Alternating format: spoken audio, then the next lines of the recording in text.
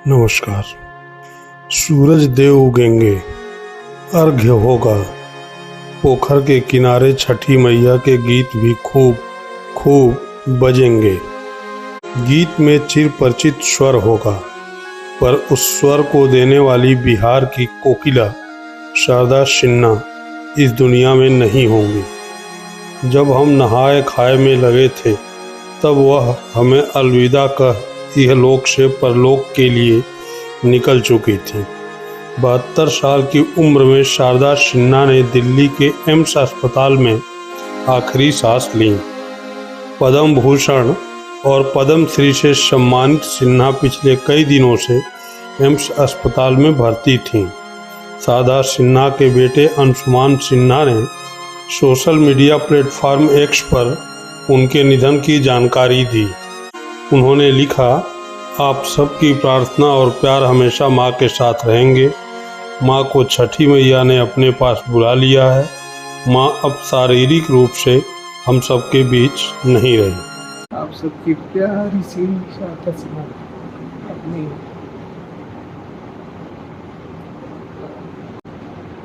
ये छठ सुना हो गया, पर माँ ने अपना उपहार दिया है।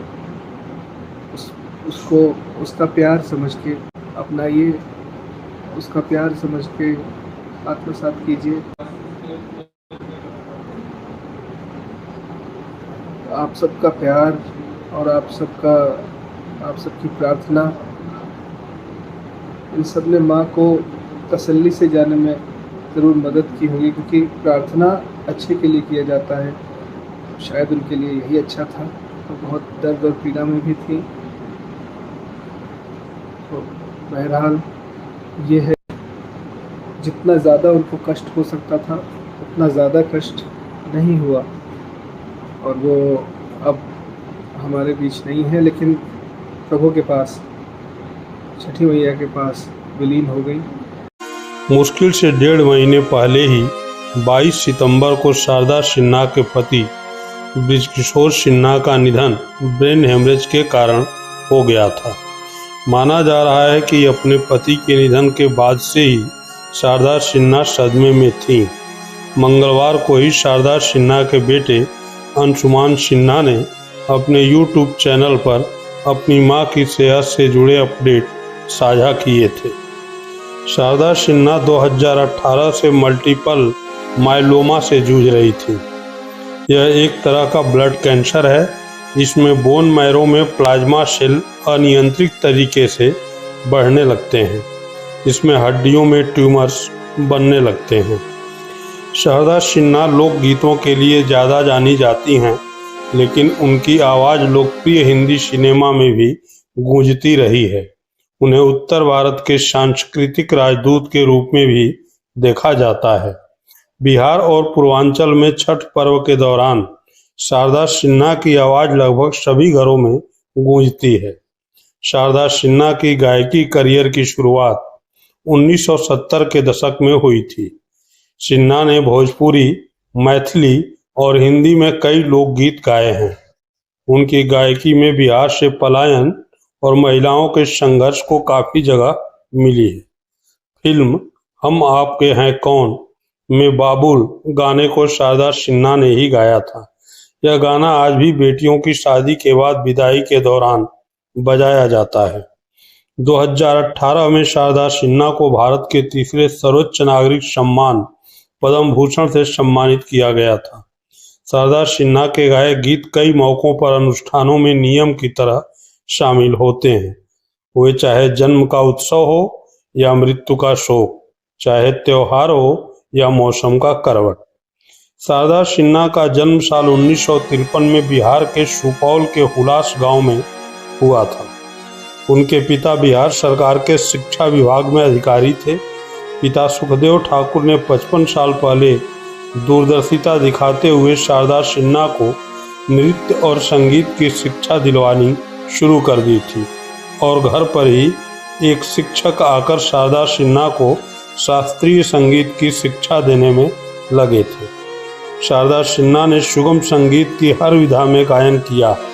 इसमें गीत, भजन, गजल सब शामिल थे, लेकिन उन्हें लोक संगीत गाना काफ़ी चुनौतीपूर्ण लगा और धीरे धीरे वो इसमें विभिन्न प्रयोग करने लगे। शारदा सिन्हा के बाद भी कई लोक गायिकाएँ आईं, लेकिन किसी को वो पहचान नहीं मिल सकी जो शारदा सिन्हा को मिली। इसकी एक वजह इनकी खास तरह की आवाज़ है, जिसमें इतने सालों के बाद भी कोई बदलाव नहीं देखा गया। शारदा सिन्हा के निधन पर पूर्वांचल टुडे लाइव उन्हें श्रद्धांजलि अर्पित करता है। बहुत शॉकिंग है हम परिवारों के लिए, तो परिजनों के लिए तो जो झटका लगता है वो लगता ही है, पर माँ सबकी थी, सबके बहुत करीब थी और ये गुण था उनके व्यक्तित्व का कि उनकी गायकी भी ऐसी थी कि सब अपना लेते थे।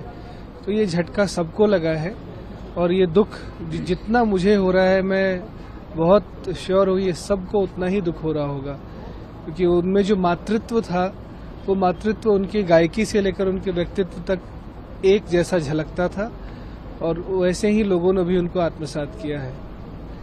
तो ये दुख का पल है और छठ के ही समय पे ऐसा हो जाना ये एक कॉस्मिक कॉन्स्पिरेसी है, क्या कहा जाए।